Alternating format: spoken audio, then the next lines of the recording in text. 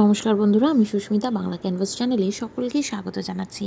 আজ তোমাদের সাথে শেয়ার করব মাছের ডিমের তরকারি। তো চলুন দেখে নেওয়া যাক। প্রথমেই কড়াইতে আমি তেল দিয়ে দিয়েছি কিছুটা পরিমাণে। সাদা তেলে আমি রান্নাটা করব। রান্নাটা সাদা তেলে করছি, আপনারা চাইলে তেল গরম হয়ে যেতে এখানে আমি কুচিয়ে নেওয়া পেঁয়াজটা দিয়ে দিলাম। এবার হালকা আমি এটাকে ভাজা ভাজা করে নিচ্ছি। পেঁয়াজটা কিন্তু হালকা ব্রাউনিশ হওয়া অবধি কিন্তু আমাদের ওয়েট করতে হবে। এবার আমি ছোট ছোট টুকরো করে আলু কেটে নিয়েছি। আলুটা কিন্তু পেঁয়াজের মধ্যে দিয়ে দিলাম। সব কিছু দিয়ে এবার আলুটাকে আমি 1 মিনিট মতো ভেজে নিচ্ছি। এবার 1 মিনিট মতো ভেজে নেওয়ার পরে আমি কিন্তু আলুর মধ্যে দিয়ে দেবো কেটে নেওয়া বেগুন। বেগুনগুলোকেও ছোট ছোট টুকরো করে কেটে নিয়েছি। আলু আর বেগুনটাকে সমস্তটাকেই একসাথে ভেজে নিতে হবে। এর মধ্যে কিন্তু জল দেওয়ার একদমই প্রয়োজন পড়ে না, কারণ ঢাকা দিয়ে দিয়ে রান্না করলে সবজিগুলো অটোমেটিক নরম হয়ে যায় আর সবজি থেকেই জল বেরোয়। সেই জলেই সবজিগুলো একদম পুরোপুরি সেদ্ধ হয়ে যায়। দিয়ে দিলাম পরিমাণ মতো নুন, যাতে স্বাদটা ঠিকঠাক হয়। আর নুনটা আগে একবার দিয়ে দিলাম যাতে বেগুন আর আলুর মধ্যে প্রপারলি ঢুকে যেতে পারে। এবার টমেটো দিয়ে ভালো করে সমস্তটাকে ভেজে নিচ্ছি।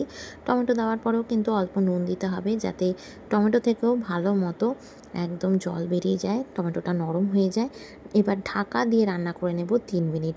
3 মিনিট বাদে ঢাকাটা তুলে দেখলাম যে সবজিগুলো বেশ নরম হয়ে এসছে। এর মধ্যে আমি আদা, যেটাকে আমি গ্রেট করে নিয়েছিলাম, সেটা দিলাম কিছুটা পরিমাণে। আর দিয়ে দিলাম হলুদ গুঁড়ো, জিরে গুঁড়ো, ধনে গুঁড়ো আর অল্প কাশ্মীরি লঙ্কার গুঁড়ো। মশলাগুলো দিয়ে খুব ভালো করে সময় নিয়ে কিন্তু কষিয়ে নিতে হবে। আর এদিকে দেখুন আমি মাছের ডিম নিয়ে নিয়েছি, সেটাকে হাত দিয়ে একটু চটকে নিলাম। এবার মাছের ডিমটা দিয়ে কিন্তু খুব ভালো করে সব কিছুর সাথে ভাজা ভাজা করে নিতে হবে। এই সময় কিন্তু গ্যাসের ফ্লেমটাকে একটু হাইতে করে রান্না করতে হবে, একটু বাড়িয়ে দিলে ভালো হয়। আর দেখছেন কীরকম ডিমের মতো হয়ে গেল, যেন এগ স্ক্র্যাম্বলড বানিয়েছি। এখন কিন্তু আমাদের কন্টিনিউ নাড়াচাড়া করতে হবে, আর এইভাবেই খুন্তি দিয়ে কন্টিনিউ আমাদেরকে নাড়িয়ে চাড়িয়ে যেতে হবে, নাহলে কড়াইতে লেগে যেতে পারে। এরকমভাবে কিন্তু কন্টিনিউ নাড়াচাড়া করতে হবে, নাহলে কিন্তু তলা থেকে ধরে যেতে পারে। সামান্য পরিমাণে জল দিলাম, কারণ অনেকটাই টাইট হয়ে গেছে আর শুকিয়ে গেলেই কড়াইটা ধরে যেতে চায়। একটু জল দিয়ে আর একটু ভালো করে এটাকে সেদ্ধ করে নেব। আর দেখবেন এবার জল দিয়ে আর একটুখানি যখন সিদ্ধ করে নেব, যখন জলটা শুকিয়ে যাবে তখন কিন্তু একদম টান টান হয়ে যাবে, ঝুরঝুরে হয়ে যাবে, তখন কিন্তু খেতে খুব ভালো লাগে। দিয়ে দিলাম এর মধ্যে পরিমাণ মতো নুন। স্বাদ মতো নুনটা কিন্তু অবশ্যই আপনারা আপনাদের যতটা ইচ্ছা ততটা দেবেন। আর দিয়ে দিলাম এর মধ্যে 3টে কাঁচা পাকা লঙ্কা। এটা সমস্তটাই ফ্লেভারের জন্য দিচ্ছি, আর ঝালটা আপনারা বুঝে দেবেন। এবার দিয়ে ভালো করে একটু নাড়িয়ে চাড়িয়ে 5 মিনিটের জন্য ঢাকা দিয়ে এটাকে রান্না করে নেব। এই রান্নাটা কিন্তু গরমে খেতে খুবই ভালো লাগে। বেশিক্ষণ সময় লাগে না, ঝটপট তৈরি হয়ে যাবে।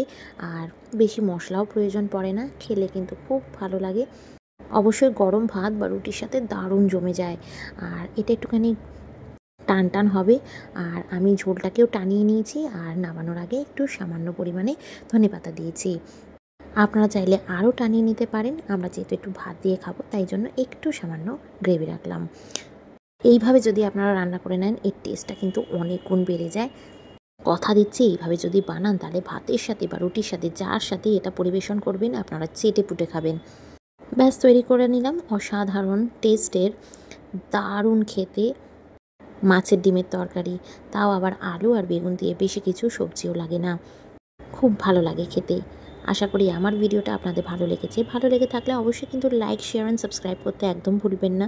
পাশে থাকা বেল আইকনটা অবশ্যই প্রেস করে নেবেন নতুন ভিডিওর আপডেটসের জন্য। যখনই আমি ভিডিও আপলোড করব তখনই আপনাদের ফোনে নোটিফিকেশনস যাবে আর আপনারা দেখে নিতে পারবেন।